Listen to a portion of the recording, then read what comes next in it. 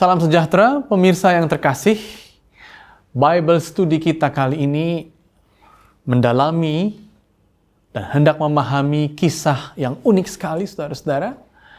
Keledai Bileam, namun dari kisah keledai Bileam itu, kita bisa menemukan kehendak Allah dan juga kedaulatannya.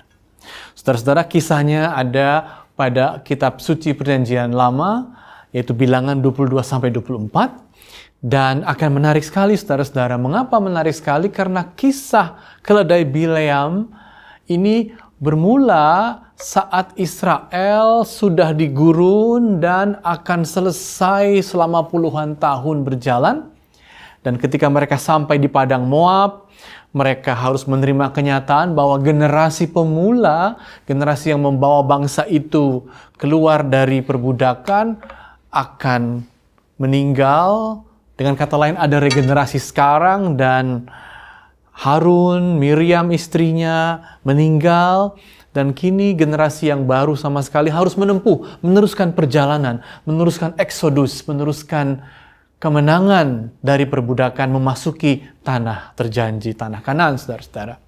Sehingga mereka harus, selain meneruskan, mereka juga harus membaharui semangat mereka agar tetap yakin bahwa tanah terjanji memang sungguh untuk mereka, saudara-saudara.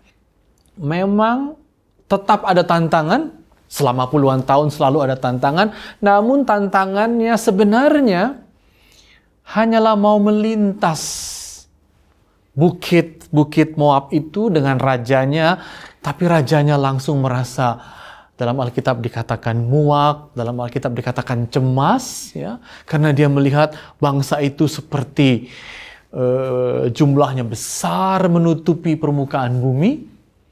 Namun yang menarik juga, seperti saya katakan tadi, dalam studi-studi kesarjanaan Alkitab akhir-akhir ini, ada perdebatan bagaimana sebenarnya Israel memasuki tanah Kanaan. Bagaimana sebenarnya Israel berhadapan dengan orang asing.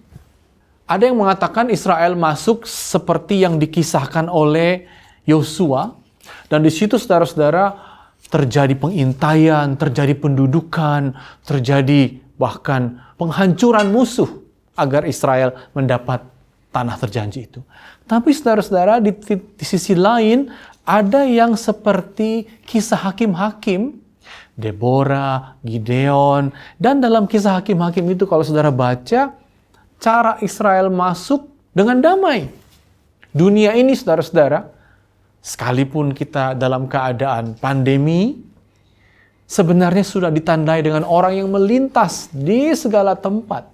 Dan ingat, Alkitab mengajarkan kepada kita ketika kita melintas, ketika kita ingin menetap di tempat lain, bahkan ketika kita mengungsi, tidak perlu kita memerangi. Tapi kita malah bisa bersahabat dengan orang asing. Dan kisah Bileam dan keledainya adalah kisah bahwa Tuhan berkehendak, dan begitu Tuhan berkehendak, saudara-saudara, kita bisa melintas, kita bisa menetap, dan ketika Tuhan berkehendak, Dia memberkati dalam kedaulatannya, saudara-saudara. Balak, Raja Moab yang cemas atas masuknya bangsa Israel, meminta Bileam, meminta seorang yang unik sekali, saudara-saudara. Mengapa unik? Karena dia, dalam bahasa akademisi dikatakan dia itu seorang religious specialist. Kalau diterjemahkan mungkin artinya seorang agamawan profesional. Artinya apa? Artinya dia harus dibayar untuk pekerjaan-pekerjaan yang diminta padanya. Kenapa? Karena pada orang seperti Bileam ini ada kuasa magis yang bisa mengutuk, yang bisa memenuhi permintaan dari yang membayarnya. Ini tentang Bileam. Tapi juga, saudara-saudara, tentang Bileam ini yang juga tidak kalah pentingnya ialah bahwa dia seolah-olah seperti nabi. Kenapa? Karena dia bisa melihat masa depan. Dia bisa meramal, bahkan dia bisa bernubuat. Dan dia bisa mengatakan, inilah caranya kalau kau mau beruntung dalam hidupmu. Tapi uniknya juga, saudara-saudara, makanya istilah tentang Bileam ini disebut religious specialist. Dia juga bisa menciptakan sanjak Mungkin setelah dia mengalami trans begitu, akhirnya dia bisa mengatakan apa yang ternyata dilihatnya dan apa yang ternyata dia katakan dengan sanjak, dengan puisinya, saudara-saudara. Bukan hanya itu yang unik tentang Bileam, makanya Balak mencarinya dan meminta Bileam melakukan sesuatu untuk Balak, seorang raja, yaitu bahwa Bileam ini selalu pergi dengan keledai, ya. Kita bisa bayangkan dengan gayanya, dengan ciri khasnya sebagai seorang dukun, katakanlah, dia berjalan dengan keledainya. Dan yang unik pada keledai ini, saudara-saudara, kisahnya, keledainya bisa bicara. Dan ketika keledainya bicara, keledainya bahkan bisa, nah di sini pesannya yang paling luar biasa, keledainya bisa melihat lebih jelas daripada Bileam. Bileam seolah-olah mau melihat apa yang dia minta lihat oleh Balak, tapi keledainya justru melihat apa yang Tuhan minta terjadi.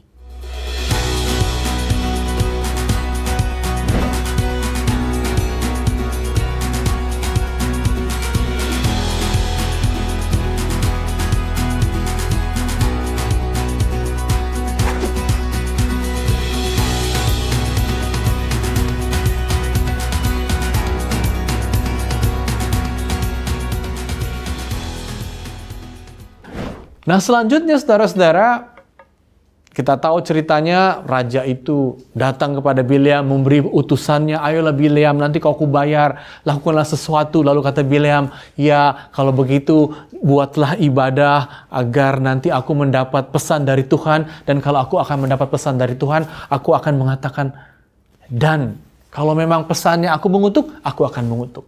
Kalau pesannya aku memberkati, aku akan menerima itu. Aku tidak bisa berkata lain selain apa yang kudengar. Oke, kata Balak, semua dilakukan, berkali-kali Bileam didekati, berkali-kali ibadah agamanya Bileam diadakan, tapi sebenarnya kesimpulannya apa, saudara-saudara? Kesimpulannya adalah, sekalipun Bileam ini seorang spesialis agamawan, profesional yang dibayar, tapi akhirnya dia sendiri harus bisa menerima kehendak Tuhan. Dia sendiri pada akhirnya harus menerima kedaulatan Tuhan. Jadi saudara-saudara, itu juga pelajaran yang kita hadapi. Kita melintas dalam berbagai hal dalam hidup kita ini. Kita harus menghadapi berbagai tantangan, tapi kita diminta untuk juga berbaikan dengan orang asing di sekitar kita.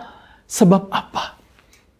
Sebab kalau kedaulatan Tuhan memang sudah berkehendak, maka dari orang asing itu, dari Bileam, justru berkat Tuhan datang. Jadi pelajaran pertama saudara-saudara dari kisah Bileam ini apa saudara-saudara? Bahwa kedaulatan Allah adalah kenyataan yang kita harus hadapi sebagai orang percaya. Di situ ada berkat memang, tapi kalau dalam kedaulatan Allah pun kita mengalami tantangan, kita menerimanya. Itu yang pertama. Namun jelas saudara-saudara, bahwa di hadapan kedaulatannya, kekuatan magis, tenung dari Bileam sekalipun, tidak mampu mendatangkan kutuk. Kedaulatannya itu ternyata juga mengatasi ruang, mengatasi batas-batas suku, mengatasi batas-batas tempat. Kenapa? Karena justru melalui orang seperti Bileam, yang mungkin pasti wajahnya, tampangnya seperti dukun yang mengerikan. Justru saudara-saudara, darinya ada perkataan dan berkat saudara-saudara. Kalau kita pun nanti berhadapan dengan orang asing, berhadapan dengan yang berbeda, dari mereka pun bisa datang berkat. Jangan kita buru-buru kalau ada yang asing, kalau ada yang kelihatannya beda dengan kita, lalu kita berprasangka. Justru itu tidak di sini. Justru malah kisah orang asing seperti kisah Bileam dengan keledainya, saudara tahu ceritanya bukan? Keledainya bisa bicara seperti fabel, seperti cerita-cerita yang ada di Nusantara ini. Keledainya bicara, lalu keledainya sendiri membelokkan jalan Bileam agar apa? Agar Bileam tetap tunduk pada kedaulatan Allah.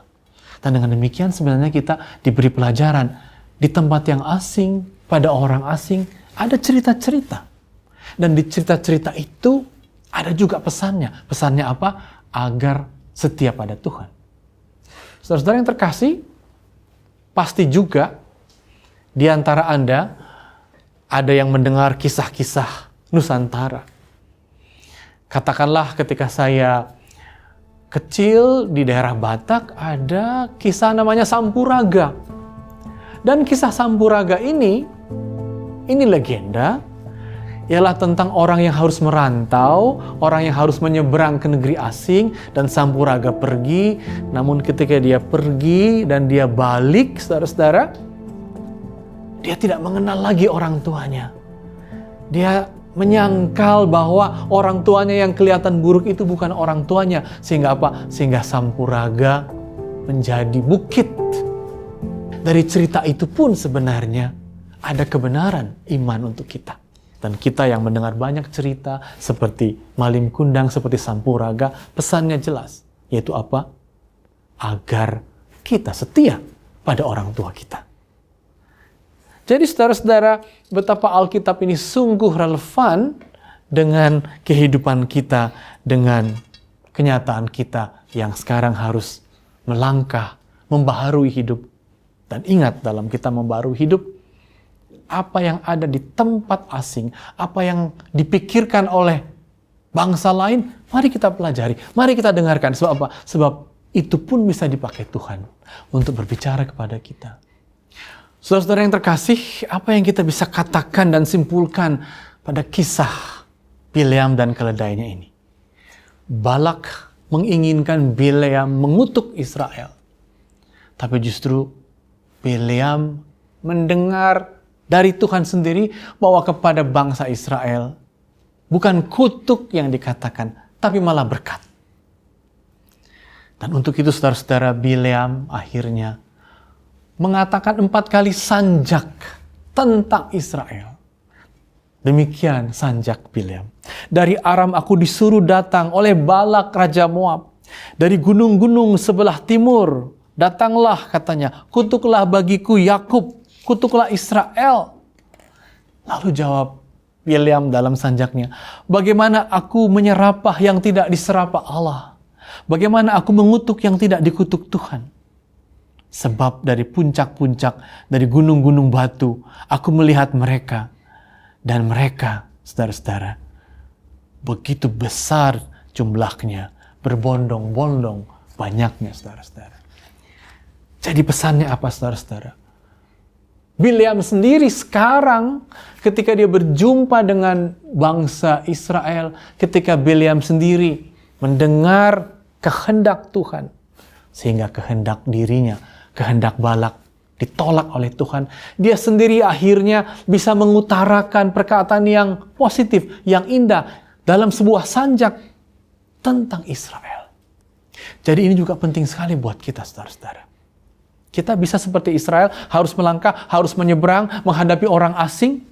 Dan kita belajar dari orang asing itu tentu seperti kitab suci Perjanjian Lama memuat kisah orang asing, yaitu kisah Bileam.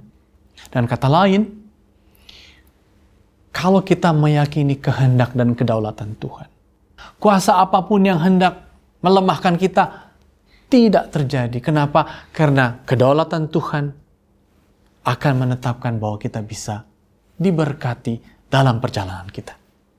Bahkan dalam kutipan sanjak yang terakhir, yang paling indah, saudara-saudara, dikatakan begini. Kalau memang Tuhan sudah berkehendak, sudah berdaulat, bahkan sambil rebah pun, katanya dalam Bilangan 24 ayat 4, sambil rebah pun, ketika kita lemah pun, ketika kita sakit pun, mata kita tersingkap. Artinya apa? Artinya hidup kita terarah kepada Tuhan.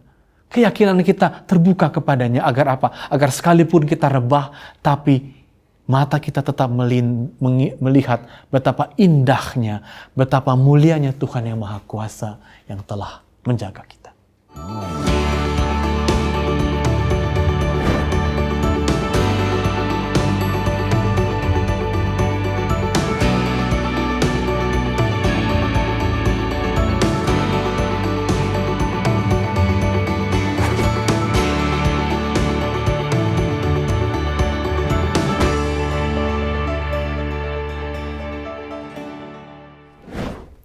Saudara-saudara, kalau direnungkan inti sejarah Israel, itu ada pada kisah Yakub. Makanya dalam Bilangan 24:5-8 dikatakan kemah-kemah Yakub diberkati. Tapi apa inti cerita Yakub? Kita tahu Yakub ketika dia bertikai dengan saudaranya Esau, dia lari. Dia sebenarnya bersalah, saudara-saudara. Karena dia curang terhadap Esau. Ketika dia menyeberang, apa yang terjadi, saudara-saudara? Dia menyeberang sungai Yabok, lalu ada seorang asing menangkapnya. Mereka bergumul semalam-malaman. Kaki Yakub dipukul, terpelecok katanya, saudara-saudara. Dan dia berjalan agak sulit karena kakinya terpelecok. Tapi Yakub memegang orang asing itu yang ternyata adalah malaikat. Dan Yakub mengatakan, aku tidak akan melepaskanmu sebelum engkau memberkati aku. Jadi inti hidup Yakub, inti hidup Israel, inti perjalanan Yakub dan perjalanan Israel, dan juga kiranya bisa menjadi inti dan perjalanan kita apa, saudara-saudara? Bahwa kita memang harus pergi, menyeberang, melintas. Di situ ada tantangan, tapi juga ingat, ada berkat. Mari kita temani. Agar apa? Agar dari mereka, sanjak pun muncul, bahwa kita yang datang yang diberkati Tuhan ini, juga ternyata menjadi berkat bagi mereka. Menjadi kesukaan mereka, saudara-saudara. Saudara-saudara, sekarang kan kita harus katanya menyeberang ke tanah atau ke negeri yang baru. Istilahnya apa? Digital native. Bahwa kita harus juga menjadi native, menjadi warga dari dunia digital. Asing itu bukan. Bahkan sering kita takut, oh nanti di dunia digital, di Google, di segala jejaring ini, banyak kejahatan, banyak kebohongan. Ya, tapi mari kita pelajari, mari kita masuki agar kita mengerti, dan bukan hanya agar kita mengerti, tapi juga kita akan diberkati melalui jaringan digital. Dan begitu kita belajar menjadi digital native, menjadi warga digital, di situ kita akan bisa berkomunikasi. Di situ kita akan dapat saling menolong. Di situ kita akan dikenal. Di situ kita akan punya saudara. Di situ kita juga akan dihormati.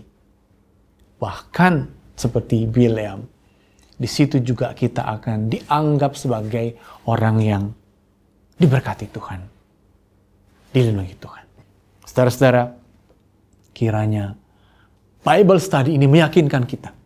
Memang kita adalah umat percaya, tapi tidak dimintanya untuk diam, dimintanya untuk melintas, berjalan, seperti kita harus melintasi pandemi ini, seperti kita harus melintasi banyak hal dalam hidup kita. Dan begitu kita melintas, ingat, yakini kehendak dan kedaulatan Tuhan. Dan dalam kita meyakini kehendak dan kedaulatan Tuhan, kita akan menghadapi banyak tantangan, dan kalaupun kita menghadapi yang asing, menghadapi tanah asing, menghadapi orang asing, seperti Israel menghadapi Bileam, mari kita menghadapinya dengan sebaik-baiknya. Tidak memusuhi, mendengarkan. Dan bahkan dari yang asing itu, dari yang semula kita berprasangka, dari situ sendiri, berkat Tuhan, pujian datang. Dengan itulah saudara-saudara, dalam perjalanan apapun, kita akan bisa menempuhnya, kita akan bisa melewatinya, kita akan bisa memenangkannya. Kiranya firman Tuhan membuat kita tetap berjalan dan menjadi pemenang. Amin.